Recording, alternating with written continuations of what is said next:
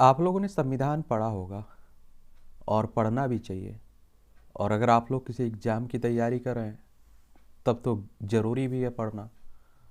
और संविधान से आपकी परीक्षाओं में क्वेश्चंस भी अच्छी खासी संख्या में पूछे जाते हैं, फिर चाहे वो सिविल सर्विस हो, स्टेट पीसीएस हो या वनडे एग्ज़ाम, तमाम होते रहते हैं। तो संविधान के भाग 5 को आपने पढ़ा होगा और इसमें अध्याय 1 में कार्यपालिका के बारे में पढ़ा होगा।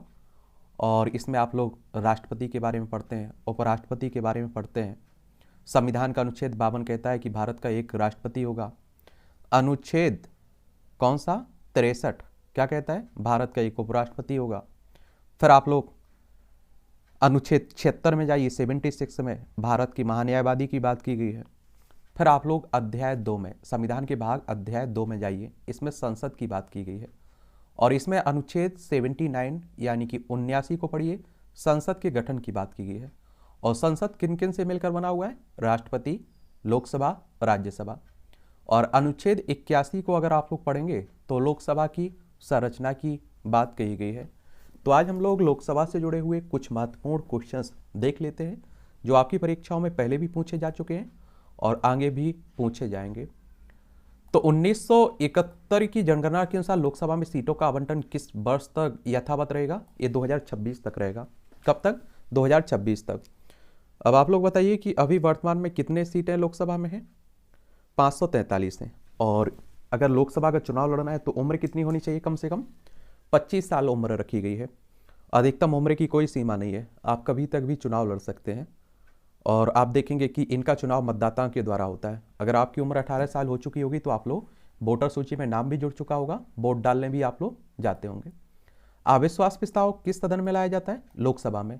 कि हमारा आप पर भरोसा नहीं है और बहुमत में नहीं है, आप खाली करिए। अगर ये पास हो जाता है तो सरकार गिर जाती है। अस्थायी लोकसभा अध्यक्ष को क्या कहते हैं? प्रोटेम स्पीकर कहते हैं। और देखिए, लोकसभा का जो अध्यक्ष होता है इसका चुनाव उन लोकसभा सदस्यों के बीच में से ही होता है, उन्हीं सदस्यों में से एक को अध्यक्ष चुन लिया जाता है। अगला है क्वेश्चन, कितने दिनों तक अनुपस्थित रहने पर लोकसभा के सदस्य की सदस्यता समाप्त हो जाती है? मान लीजिए कि आप लोकसभा सदस्य हैं, अगर आप लोग लोकसभा में 2 महीने या 60 दिनों तक नहीं जाते हैं, आप लोग वहाँ इसकी जानकारी नहीं देते हैं, बिना जानकारी के आप छुट्टी मार देते हैं, तो आपकी सदस्यता समाप्त हो जाएगी। 2 महीने या 60 दिन। किस अवस्था में संसद लोकसभा का कार्यकाल बढ़ा सकता है? आपात की स्थिति हो, आपातकाल लगा हो तो इस स्थिति में बढ़ाया जा सकता है। किस राज्य में सबसे अधिक लोकसभा सीटें आपको देखने को मिलती हैं? उत्तर प्रदेश में देखने को मिलेंगी। उत्तर प्रदेश में देखिए, लोकसभा में 80 सीटें हैं, राज्यसभा में 31 सीटें हैं, विधानसभा में आपकी 403 सीटें हैं, विधान परिषद में 100 सीटें हैं। सबसे ज़्यादा सीटें आप लोगों को उत्तर प्रदेश में देखने को मिलेंगी। और इसलिए कहा जाता है कि उत्तर प्रदेश से ही जो दिल्ली की गद्दी है ना, इसका रास्ता होकर जाता है और अधिकतर प्रधानमंत्री आपके उत्तर प्रदेश से ही निकल के आए हुए हैं। किस वर्ष लोकसभा का कार्यकाल एक एक करके 2 बार बढ़ाया गया था? 1976 में।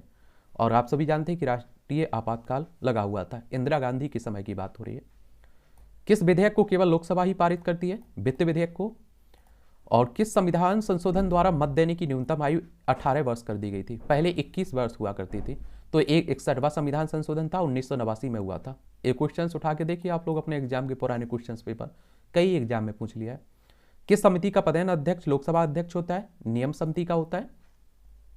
जनता द्वारा प्रत्यक्ष रूप से निर्वाचित सदन को क्या कहते हैं? लोकसभा कहते हैं। निर्णायक मत देने का अधिकार किसको है? लोकसभा अध्यक्ष को है। जब आप देखिए आप बराबरी का कहीं हो जाए और लोकसभा के वोट की जरूरत पड़े निर्णायक मत, तो ये दे सकता है। प्रोटेम स्पीकर की नियुक्ति कौन करता है? राष्ट्रपति साहब करते हैं। बजट किसके द्वारा पारित किया जाता है? लोकसभा द्वारा।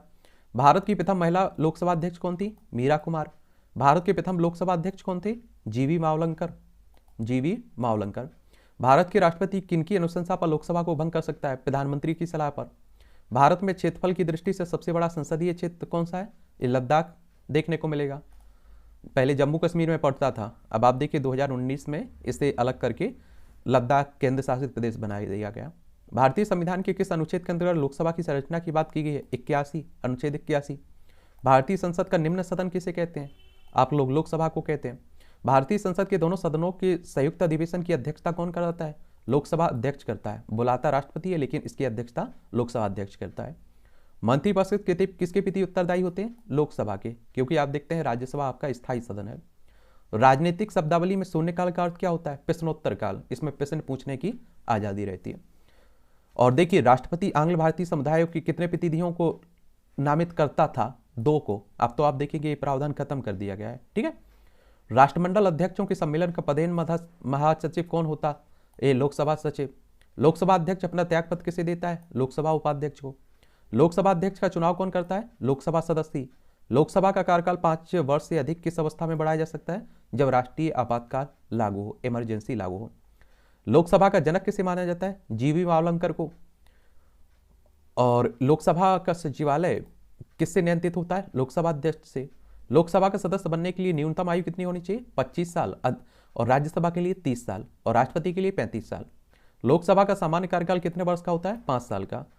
आपने देखा है कि 2014 में चुनाव हुए, फिर 19 में चुनाव हुए, अब 2024 में चुनाव होंगे। ठीक है। 5 साल के लिए होता है। लोकसभा के अध्यक्ष उपाध्यक्ष की अनुपस्थिति में लोकसभा की अध्यक्षता कौन करता है? लोकसभा का जो वरिष्ठतम सदस्य होता है। लोकसभा की बैठक की अंतिम तिथि दूसरी बैठक की प्रथम तिथि के बीच कितने समय से अधिक का अंतराल नहीं होना चाहिए? 6 महीने से। लोकसभा के लिए प्रथम आम चुनाव कब हुए थे? 1952 में। लोकसभा महासचिव की नियुक्ति कौन करता है? लोकसभा स्पीकर। लोकसभा में अनुसूचित जनजाति के लिए कितनी सीटें आरक्षित हैं? 47। लोकसभा में अनुसूचित जनजाति के लिए कितनी सीटें हैं? 84 आरक्षित हैं। लोकसभा में किस आधार पर सीटें आवंटित की गई हैं? जनसंख्या के आधार पर। लोकसभा में किसी विधेयक को धन विधेयक के रूप में कौन प्रमाणित करता है? लोकसभा अध्यक्ष तय करता है कि यह धन विधेयक है या नहीं। लोकसभा में कोरम गणपूर्ति पूरा करने के लिए कम से कम कितने सदस्यों की जरूरत होती है? लोकसभा के कुल सदस्यों का 1/10वां भाग उपस्थित होना चाहिए गणपूर्ति के लिए। लोकसभा में प्रत्येक राज्य के लिए सीटों का आवंटन किस वर्ष की जनगणना के आधार पर किया गया है? आधारित है 1971 की। लोकसभा में वर्ष में कम से कम कितने सत्र जरूरी है? वर्ष में 2 बार। वर्तमान लोकसभा अध्यक्ष ओम बिरला साहब हैं। और वित्तीय बिल कहां पर पास होता है? लोकसभा में। संविधान के अनुसार लोकसभा के सदस्यों की अधिकतम संख्या कितनी हो सकती है? 550। 530 राज्यों से, 20 केंद्र शासित प्रदेशों से। संसद एक बार में लोकसभा के कार्यकाल में कितने समय के लिए वृद्धि कर सकता है? 1 साल के लिए। कितना? 1 साल के लिए। और वर्तमान में अब लोकसभा में कितने सदस्य हैं? 543। 530 राज्यों से, 13 केंद्र शासित प्रदेशों से। तो इससे मुझे लगता है कि ये आपके कुछ महत्वपूर्ण क्वेश्चंस हो गए लोकसभा से जुड़े हुए, और इनसे क्वेश्चंस पूछे जाएंगे, ये तो पक्का है। तो आप लोग इन्हें 1 से 2 बार रिवीजन के पॉइंट व्यू से देख लीजिएगा।